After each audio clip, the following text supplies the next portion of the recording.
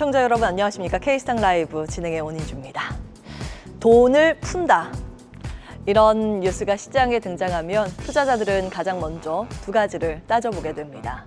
얼마나 푸느냐, 그리고 어디에 쓰느냐. 단순히 숫자만 커 보이는 게 좋은 게 아니라 그런 부분이 중요한 게 아니라는 걸 시장은 너무나 잘 알고 있죠.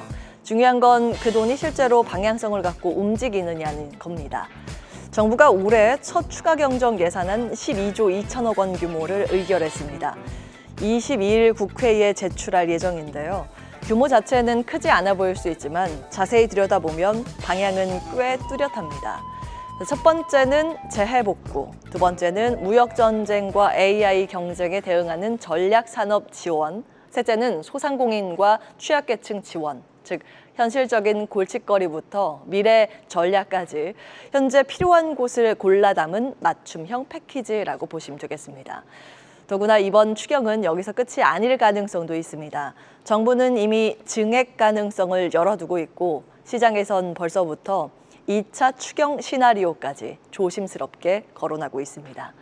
실제로 2020년 코로나 당시에 정부는 이 한 해에만 무려 4차례 총 66조 원 규모의 추경을 편성한 전례가 있고요. 2021년에는 2번, 그리고 2022년에도 2번에 걸쳐서 총 79조 원 손실보상과 민생회복의 예산을 투입한 바 있습니다. 이번에도 마찬가지입니다. 산불 피해 예산은 아직 추정치 단계죠. 장마 태풍 피해까지 감안하면 재해 예비비가 더 필요할 수 있고 관세 갈등과 통상 리스크 역시 점점 예측 불가능한 흐름을 보이고 있습니다. 즉 돌발 리스크에 따라 추가 보강이 충분히 가능한 상황이라는 겁니다. 과거처럼 한 번의 추경으로는 부족할 수 있다는 점에서 2차 추경 가능성도 열려 있다는 게 지금 시장의 시선입니다. 그래서 이 내용을 하나하나 살펴보려고 하는데 크게 두 가지 방향, 첫 번째 소비 진작과 내수 관련주, 그리고 두 번째 AI 반도체 예산과 정책 수혜 전략 크게 나눠서 정리를 해보겠습니다. 자, 먼저 소비 진작과 내수 회복을 위한 추경 내용 나와 있습니다. 정부는 연매출 3억 원 이하 소상공인 311만 명에게 1인당 최대 50만 원의 부담 경감 크레딧을 지급하고요.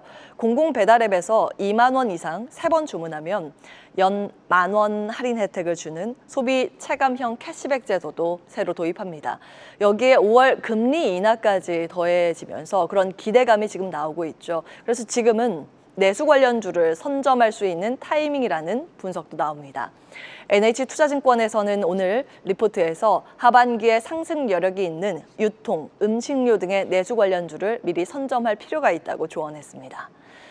이번 추경에서 눈에 띄는 건 AI, 반도체 분야에만 1조 5천억 원이 배정됐다는 점입니다. 정부는 올해 안에 엔비디아 GPU 만장 확보를 목표로 하고 있고요. AI 스타트업 펀드도 기존보다 2배 이상 확대했습니다. 이건 단순한 돈풀기라기보다 정책이 직접 실적을 이끌어내는 테마가 될 수 있다는 점에서 의미가 크죠. AI 반도체, 클라우드 인프라, 고성능 서버 관련 종목들, 앞으로 이 추경 흐름 속에서 실적과 정책이 만나는 지점, 이 부분을 주목할 수 있다는 의견이 나오는데요. 추경과 관련한 투자 포인트 잠시 후에 출연자들과 고민해 보겠습니다. 다음은 원전 이야기를 할까 합니다. 좋은 종목은 소문보다 먼저 움직이고 진짜 재료는 뉴스보다 깊은 곳에 있죠. 요즘 원자력 테마가 다시 시장의 스포트라이트를 받고 있는데 대선 후보가 언급해서 그런가? 네, 그럴 수도 있겠죠. 하지만 실제로 그 시세를 이끌고 있는 주체는 그보다 훨씬 묵직합니다. 두산 에너빌리티 시세 한번 보시죠. 어제도 5% 이상 급등하더니 오늘도 5%, 6%가량의 상승폭을 나타내고 있습니다. SMR 기대감도 있지만 사실 SMR 부분이 더 부각된다면 이와 연관도가 높고 시가총액이 더 작아서 가볍게 움직일 수 있을 만한 BHI가 더 시세가 크게 나왔을 텐데 어제 1.7% 상승에 그쳤고 오늘은 시가 9.5%를 고가로 현재 음봉을 그리고 있습니다. 지금 이 원전주를 움직이는 건 좀 더 숨겨진 재료 때문이란 분석인데요. 그게 바로 16일에 나온 맥쿼리 리서치 보고서입니다. 제목은 새로운 원자력 시대, 아시아가 원자력 르네상스를 주도하고 있다. 핵심 내용 그래서 요약을 해봤습니다. 전 세계 원자로 건설이 30년 내 최고치다. 그리고 중국이 신규 원전 절반을 책임지면서 국가 주도형 확장을 진행 중에 있다. 그리고 또 한 가지 포인트, SMR, 재가동, 수명 연장 수요까지 겹쳐지면서 우라늄 공급 부족이 심화되고 있다. 그리고 가장 중요한 포인트죠. 글로벌 선호 종목 리스트에 우리나라 두산 에너빌리티가 포함됐습니다. 이번 보고서는 이닛, 즉 맥쿼리가 새로 커버리지를 시작한 리포트였고요. 그 시점에 맞춰서 실제 대형 기관 자금이 움직였다는 분석도 나옵니다. 여기에 어제자 기사도 한몫하고 있습니다. 한국과 미국 협력 내용인데 한국이 미국에 연구용 원자로를 수출했다는 내용, 60년 만에 역수출입니다. 한국원자력연구원, 현대엔지니어링, 그리고 미국 NPR이 함께한 컨소시엄이 미국의 미주리대에 연구용 원자로 수출 계약을 체결한 사실입니다. 1959년 우리가 처음 미국으로부터 연구용 원자로를 들여온 지 60여 년 만에 이제는 미국의 기술을 역으로 수출하는 시대가 열린 겁니다. 이번에 선정한 연구로는 SMR과도 닮아있는 20메가와트급 고성능 원자로고요.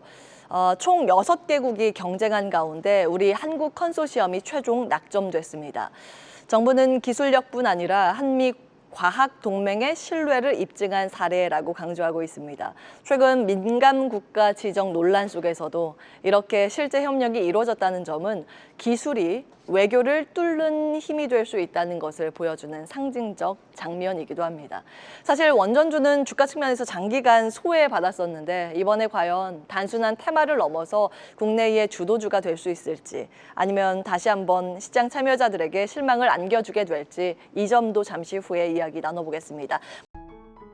계속해서 다양한 경제 이슈를 알고 싶다면 구독과 좋아요, 알림 설정 부탁드립니다. AI 캐스터 권미정이었습니다.